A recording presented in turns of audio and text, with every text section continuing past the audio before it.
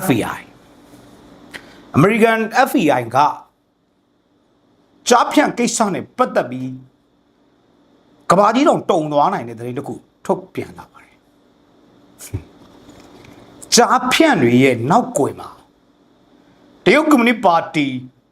ရှိနေတယ်ဆိုတဲ့တရားဝင်ပြောကြားချက်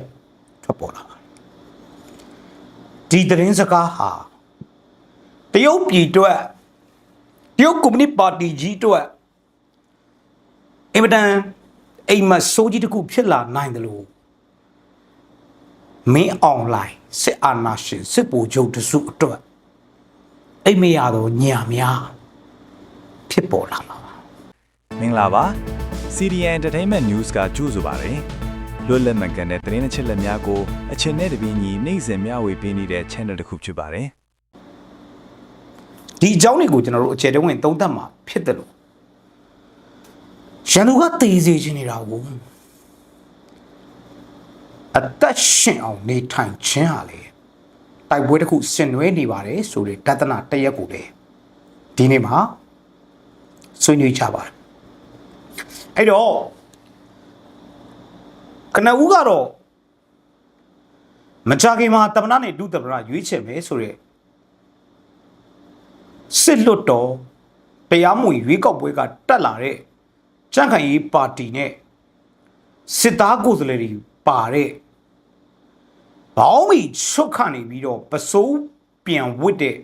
စစ်ပြေးစစ်ကြံစစ်ပြုတ်တွေနဲ့ဗိုလ်ချုပ်တစုထိုးထည့်ထားတဲ့လွတ်တော်အစိုးရဖွဲ့ပုံတံအားဖြစ်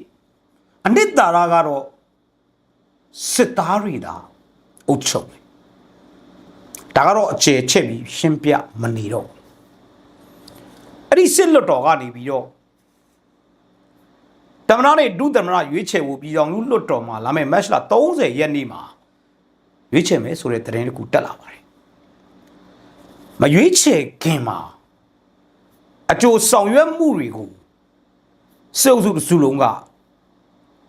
ပြင်ဆင်နေပါတယ်အဲ့ဒီအကျိုးဆောင်ရွက်မှုတွေထဲမှာမှ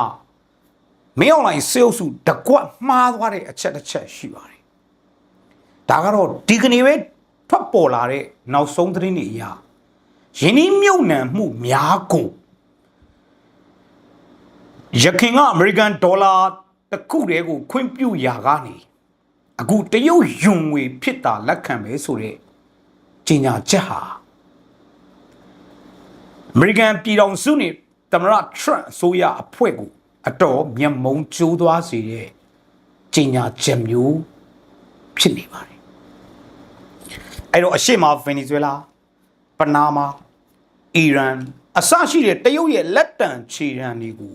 တစစ်ချင်းချိုးဖျက်လာတဲ့အမေရိကန်ဟာ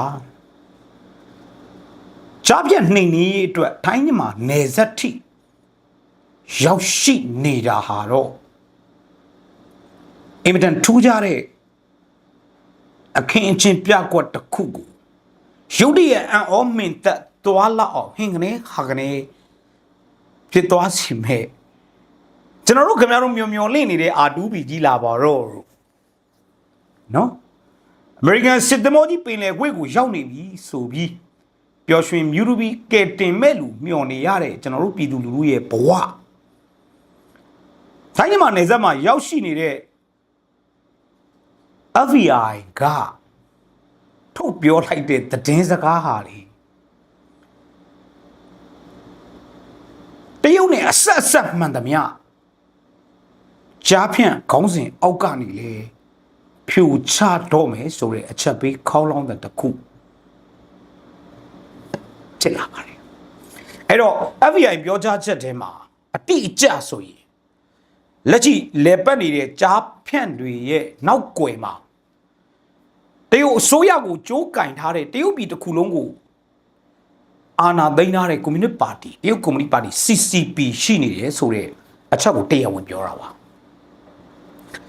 အဲ့ဒီအချက်ကတော့တရုတ်ငယ်တွေကိုမွေပေါက်ပြီး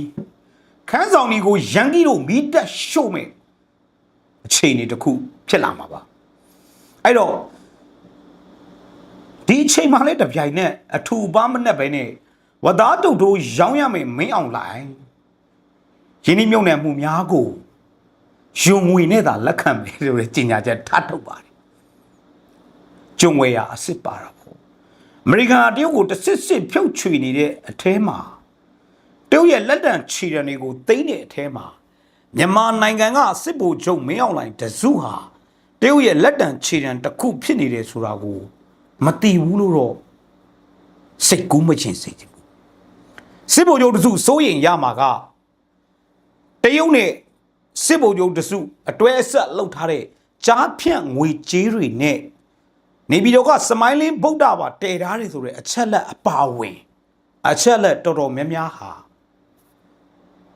အမေရိကန်ရဲ့ FBI လက်ထဲမှာရှိပါတယ်နံပါတ်2လက်ရှိကရင်ပြည်နယ်မှာကြားဖြန့်ကိုဦးစီးလောက်ကင်ဆောင်ရွက် cover ပေးနေတဲ့စောချစ်သူစောတင်ဝင်း BGF PC DKB တွေရဲ့တည်င်းအချက်လက်တွေဟာလေအမေရိကန်ပြည်ထောင်စုရဲ့ FBI လက်ထဲမှာရှိပါတယ်။တည်င်းအချက်လက်တွေကိုခိုင်ခိုင်မာမာရရှိထားပြီးတဲ့နောက်မှာအမေရိကန် FBI US က FBI ပေါ့နော်အထူးထောက်လှမ်းရေးတပ်ဖွဲ့တွေဟာတိုင်းမြန်မာနယ်စပ်တောက်ရင်မြစ်ကမ်းနားကိုရောက်ရှိလို့လာပါတယ်တောက်ရင်မြစ်ကမ်းနားမှာကွန်ပျူတာတစ်လုံးမှန်ပြောင်းတက်လက်နဲ့စာကလေးပြစ်ဖို့ကြည့်နေတာမဟုတ်ပါဘူးတာမန်အပြစ်ဆိုမှန်ပြောင်းနဲ့လာကြည့်တယ်လို့ထင်ရပေမဲ့အမေရိကန်ပြည်ထောင်စုဆိုတာကကြိုက်သည်ဖြစ်စေမကြိုက်သည်ဖြစ်စေတကဘာလုံးကမြည်သည့်နေရာကိုမဆို live satellite နဲ့တိုက်ရိုက်ကြည့်နေလို့ရတဲ့အခြေအနေအဲ့ဒီကြားဖြတ်နေဖဲဝေနေတာကအစရွှေကုတ်ကိုထဲမှာပြန်လဲလက်ဖက်ဖို့စ조사နေတာအဆုံး American FBI ရဲ့ FBI ထောက်လှမ်းရေးရဲ့လက်ထဲမှာအတိအကျရှိနေပါတယ်ဒီအချက်တွေနဲ့ထပ်ဆင့်ပြီးတော့တရုတ်ကွန်မြူနစ်ပါတီကြီးကပါဝင်နေပါတယ်လို့တရားဝင်ထုတ်ပြောတဲ့သတင်းစကားဟာဖမ်းမိထားတဲ့သို့မဟုတ်ရရှိထားတဲ့သတင်းအချက်လက်တွေထဲမှာခိုင်ခိုင်မာမာပြောကြားချက်တက်တဲ့အချက်လက်အထောက်ထားတွေမပါဝင်ဘဲနဲ့ FBI ကမပြောပါဘူးအဲ့တော့ CCB ပါပြီဆိုတဲ့ကာလရှီကျင့်ဖင်ကိုလွတ်မှာလား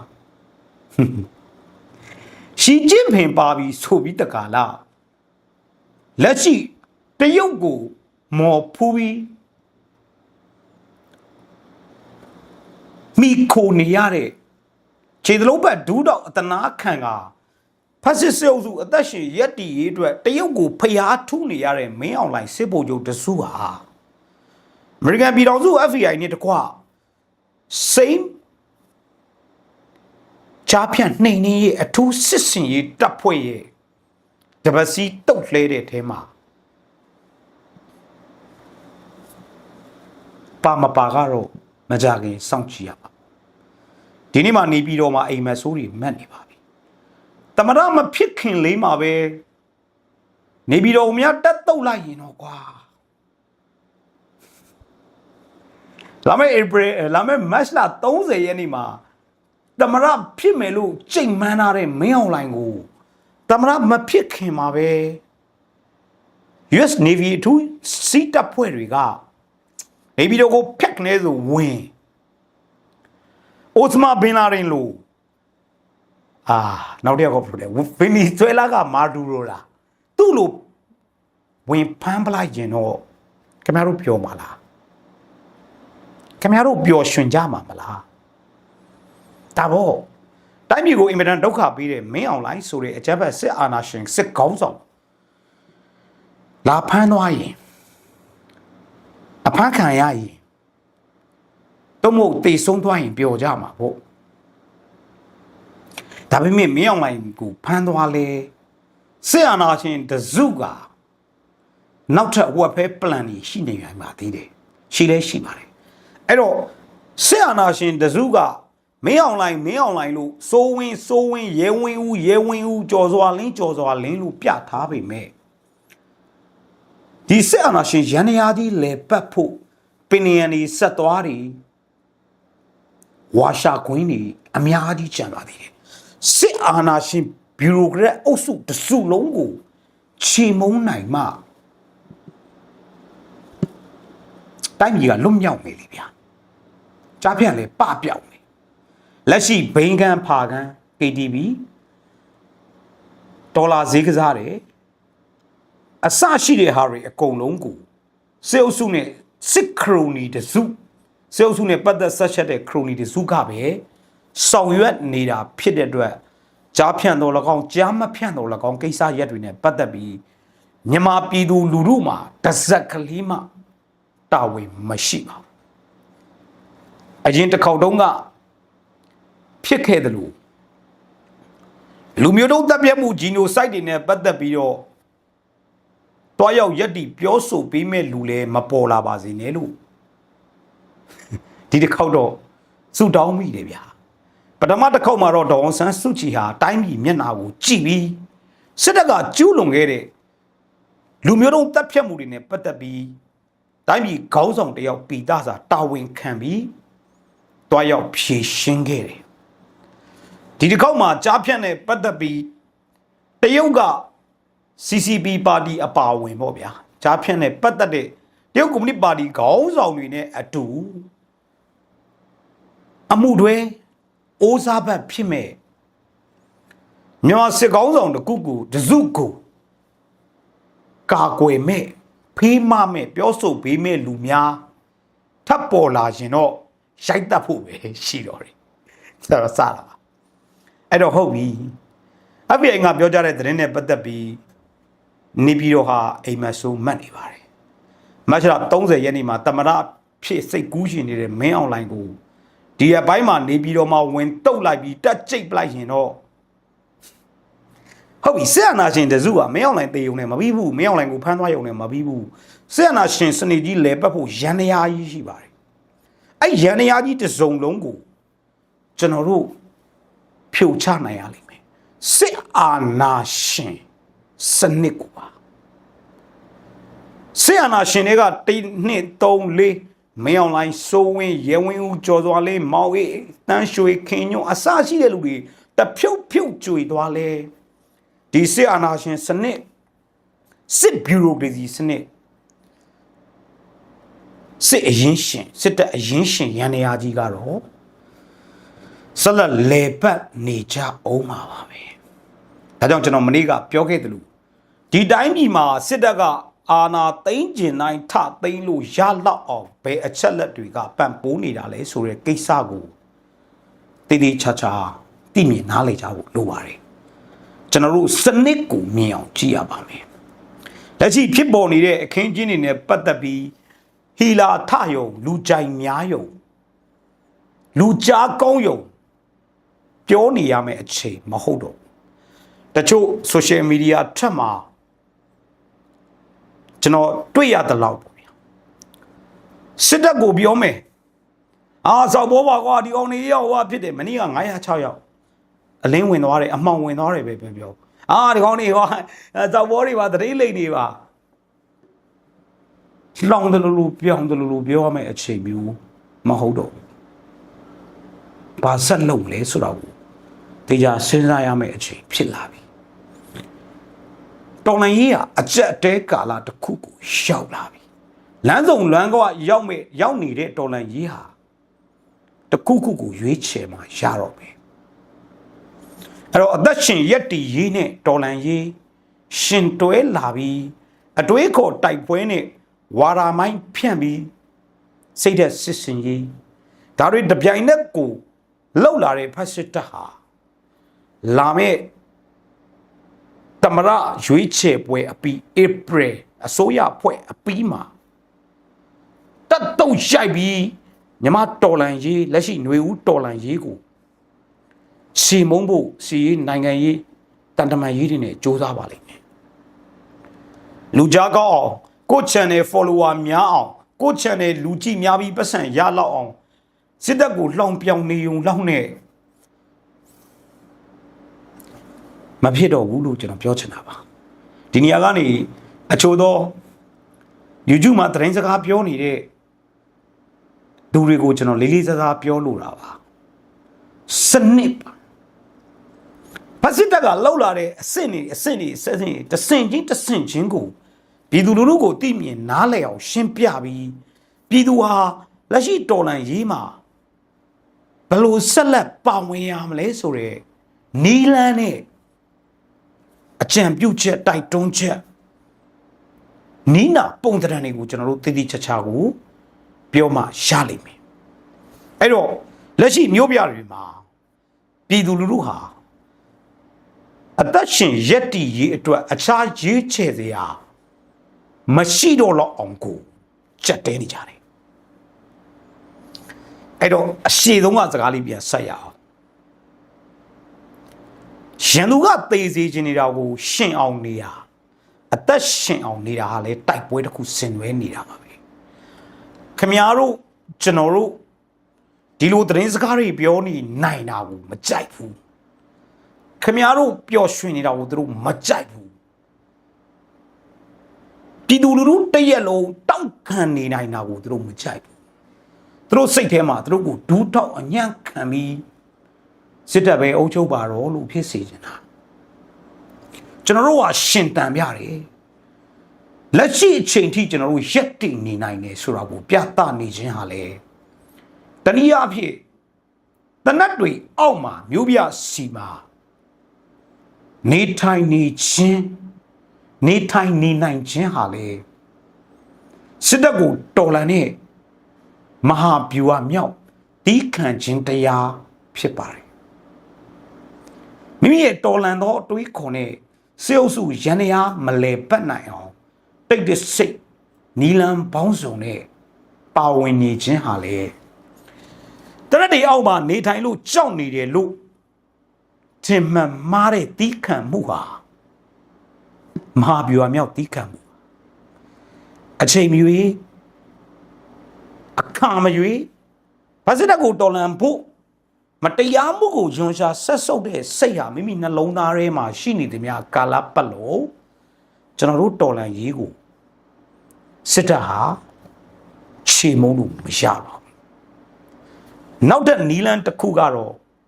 စင်ကြယ်ုံတရားနဲ့ခွဲချမ်းစိတ်ဖြာပြီးမာအပြိုအမြောက်တီးခံမှုတွေနဲ့ဗစစ်တပ်ကိုရတဲ့နီးနဲ့တော်လှန်မယ်စစ်တပ်လောက်ကင်ဆော်ရတဲ့ရန်ရာတွေမှာမပူပေါင်းမှုဆိုတဲ့စိတ်နှလုံးတရားစကားနဲ့ပြောရင်နှလုံးသွင်းလေးမှန်နေရင်ဒီတော်လှန်ရေးဟာဆက်ရှိနေဦးမှာပါနောက်တဲ့နှစ်ပေါင်းဘယ်လောက်ထိလဲလို့မမေးပါနဲ့အဲ့တော့ကျွန်တော်တို့ဒေါ်ဆန်းစုကြည်ကိုကြည့်ရအောင်ဦးတန်းရွှေကာလ1988 90ရွေးကောက်ပွဲကာလလောက်ထဲကနေအကျယ်ကျုံနဲ့29နှစ်နေအကျယ်ကျုံထားတဲ့အချိန်မှာဒေါ်ဆန်းစုကြည်ဟာရန်သူဖက်စစ်တပ်ရဲ့အနိုင်ကျင့်မှုကိုစိတ်ရှည်ရှည်နဲ့တီးခံခဲ့တာဟာမဟာဗျူဟာမြောက်တော်လှန်နေခြင်းလို့ခင်ဗျားတို့မထင်ဘူးလားအခုရောဒေါ်ဆန်းစုကြည်ကစစ်တပ်လက်ထဲမှာအဖမ်းခံနေရပါတယ်ဒါပေမဲ့သူ့ရဲ့ခိုင်မာတဲ့အတွေးခေါ်နဲ့နေ့စဉ်ဖြတ်တန်းမှုကိုစီကံတကြတည်ငြိမ်ငြိမ်နဲ့ဖြတ်တန်းပြီးမတရားပြုလုပ်ခြင်းကိုပြန်လည်အန်တုဖို့မစွမ်းတာလို့တီးခံနေပေမဲ့ဒီတီးခံနေခြင်းဟာအချိန်မရွေးတော်လှန်ခြင်းကိုဖြစ်ပေါ်လာစေမဲ့မဟာဗျူဟာမောက်တီးခံခြင်းကြီးဖြစ်မနေဘူးလားအဲ့တော့ကျွန်တော်တို့တွေဟာခင်ဗျားတို့တွေဟာဒီနေ့ဒီအချိန်မှာဖက်စစ်တပ်ကကျွန်တော်တို့ကိုအတ္တတွေကြီးစေခြင်းတယ်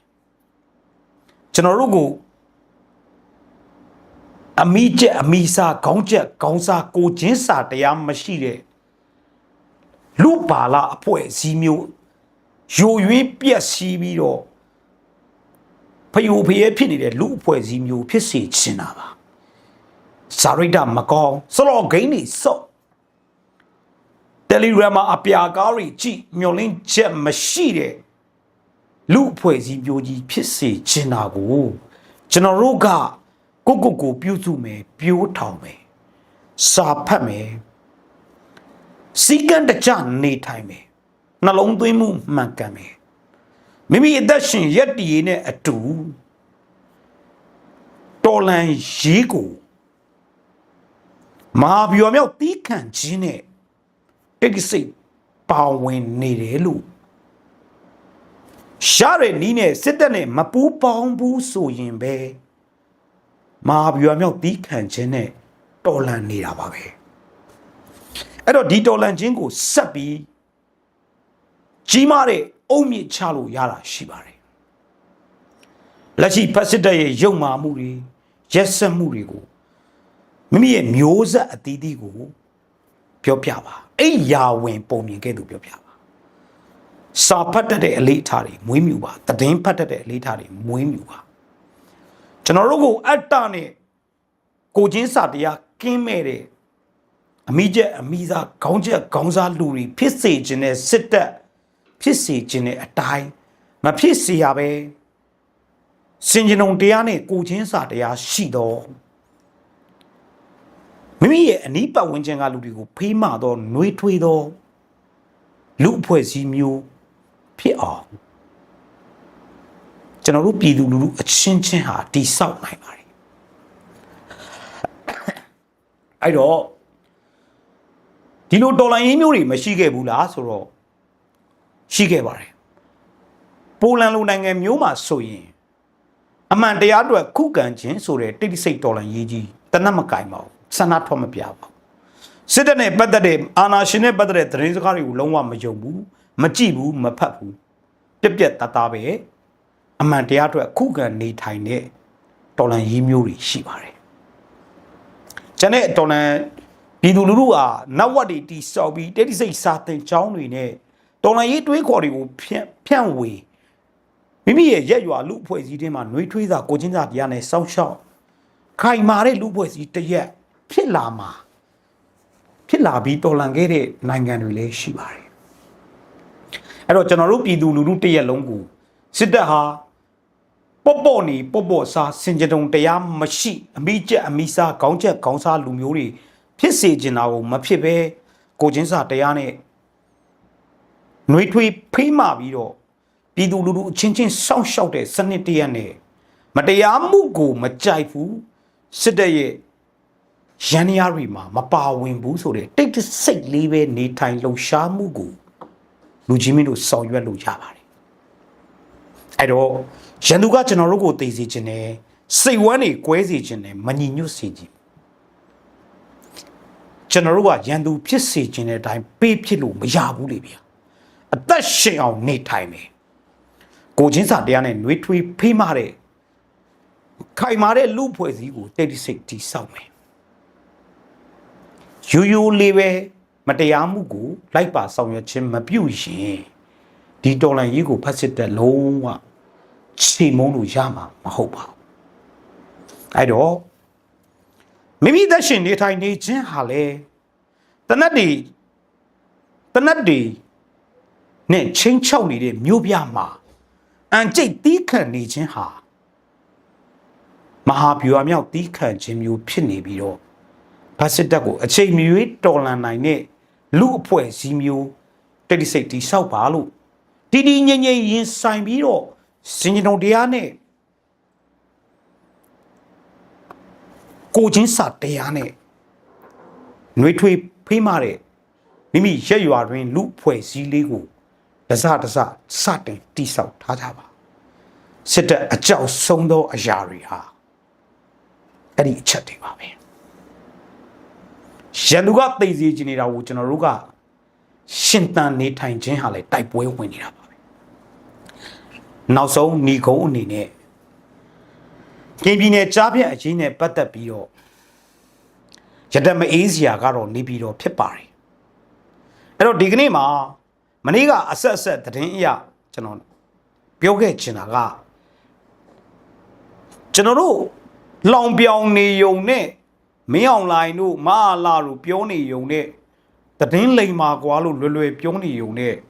ဖက်စစ်တပ်ကိုအနိုင်မတိုက်နိုင်ဘူးဆိုတာကိုတော့သိမြင်နားလည်ပေးကြပါလာမယ့်တနင်္ဂနွေနေ့မှာလက်ရှိတော်လှန်ရေးအကြက်တွေကိုဘယ်လိုရုံထွက်မလဲဆိုတော့ဆွေးနွေးပွဲကြီးတစ်ခု ကျင်းပဖို့ရှိပါတယ်မနက်9နာရီမြန်မာစံတော်ချိန်9နာရီတင်းငွေနေ့ပါစွန်ပလက်ဖောင်းကနေပြီးတော့ညီသူမဆိုပါဝင်လို့တက်ရောက်လို့ရတဲ့လက်ရှိတော်လိုင်းရေးအကျက်တဲကိုဘလို့ကြော်လွားဘလို့ရုန်းကန်ကြမလဲဒီအကျက်တဲကနေလွတ်မြောက်ဖို့ဘလို့လုပ်ကြမလဲဆိုတဲ့ဆွေးနွေးပွဲကြီးတစ်ခုကျွန်တော်တို့ကျင်းပမှာဖြစ်ပါတယ်ကျွန်တော်လက်ရှိ YouTube မှာလည်း post တွေနဲ့ကျွန်တော်တင်ထားပေးပါတယ်ပြောချင်တာကမတရားမှုတွေသိအားကောင်းနေတဲ့ကာလမှာတရားမျှတမှုနဲ့အမှန်တရားကိုလိုလားတဲ့လူတွေစုစည်းညီညွတ်လူပွဲစည်းကိုပြန်လဲထိန်းချောင်းဖို့အခြေအနေတည်းလိုအပ်လာပြီလို့ကျွန်တော်ယူဆတဲ့အတွက်ဒီဆွေးနွေးပွဲမှဒီနောက်ထပ်လှုပ်ဆောင်နိုင်မဲ့အရာတွေအများကြီးပေါ်ထွက်လာမယ်လို့ယူဆတဲ့အတွက်ပြည်ရင်းပြည်ပနိုင်ငံတကာမှာရှိတဲ့များပြားလာသောလူပုဂ္ဂိုလ်တွေမျိုးဆက်အသီးသီးနဲ့စီရီယန်တွေပါအပါဖိတ်ကြားထားပါတယ်လာတက်ဖို့လည်းဖိတ်ခေါ်ပါတယ်ဘယ်တော့မှလက်မလျှော့ပါနဲ့ဘယ်တော့မှနောက်မဆုတ်ပါနဲ့ရန်သူကသိစေချင်နေတာရန်သူကကျွန်တော်တို့ကွဲစေချင်နေတာရန်သူကကျွန်တော်တို့အတ္တတွေနဲ့အမိကျက်အမိစားခေါင်းချက်ခေါင်းစားလူမျိုးဖြစ်စေချင်နေတာဒီလိုကျွန်တော်တို့ဘယ်ပေးဖြစ်လို့ရမလဲအာဓမဆိုတာလူသမိုင်းမှာဘယ်တော့မှအနိုင်ရယူထုံးစံမရှိပါဘူးဓမ္မဆိုတဲ့အမှန်တရားဟာလူသမိုင်းမှာတိမ်ကောသွားယူထုံးစံမရှိပါဘူးအဲ့တော့မကြခင်ကာလမှာဂျာဖြန့်တွေရဲ့နောက်ွယ်မှာတရုတ်ကွန်မြူနစ်ပါတီပါဝင်နေတယ်ဆိုရင် FBI ရဲ့ပြောကြားချက်ရဲ့နောက်ဆက်တွဲစိုးကျိုးတွေကိုနေပြည်တော်ကခန်းစားကြရပါလိမ့်မယ်နေပြည်တော်စစ်ဗိုလ်ချုပ်တွေအတွက်နှစ်ချက်ကွက်မိမလားတခါတလေကြရင်တော်လိုင်းရေးနိုင်ငံရေးဆိုတာမျက်စိတမိတ်လက်တစ်ပြက်အတွင်းမှာဝုန်းကနေပြောင်းတတ်တဲ့အခြေအနေမျိုးတော့ရှိတယ်ဆိုတာခင်ဗျားတို့ယုံကြည်ထားပြီးပါလောကတဘာဝိထတရားကြီးနဲ့လောကပါလာနမင်းကြီးတွေဟာတခါတလေကြရင်မထင်မှတ်တဲ့အပြောင်းလဲတွေကိုဖန်တီးပေးတတ်တယ်ဥပမာ30-20ခုစစ်စင်ရေးမျိုးပေါ့ကြိုက်သည်ဖြစ်စေမကြိုက်သည်ဖြစ်စေအခုကောင်းသည်ဖြစ်စေမကောင်းသည်ဖြစ်စေပေါ့ဝုန်းနဲ့မထင်မှတ်ပဲပေါ်ပေါက်လာရင်ဖက်စစ်တဲ့ပြိုလူနီးနီးဖြစ်မဲ့အခြေအနေမျိုးထိရောက်သွားခဲ့ပါတယ်ဒါပေမဲ့ရုပ်မာလာတဲ့အကြံစိုးနဲ့တရုတ်ရဲ့ချွန်းအုံမှုကြောင့်ဒီအခွင့်အရေးလက်လွတ်လိုက်ရတယ်ပေါ့ဗျာအခုတခါလဲလောကတဘာဝိထတရားတွေနဲ့လောကပါလာတရားတွေရဲ့စောင့်ရှောက်မှုအောက်မှာငါတို့တိုင်းပြည်ရဲ့ပြည်သူလူထုရဲ့ကံကြမ္မာဟာပြောင်းလဲမှုတွေဖြစ်လာနိုင်တယ်လို့ကျွန်တော်ပြောရင်းအားလုံးကိုကျေးဇူးတင်ပါတယ်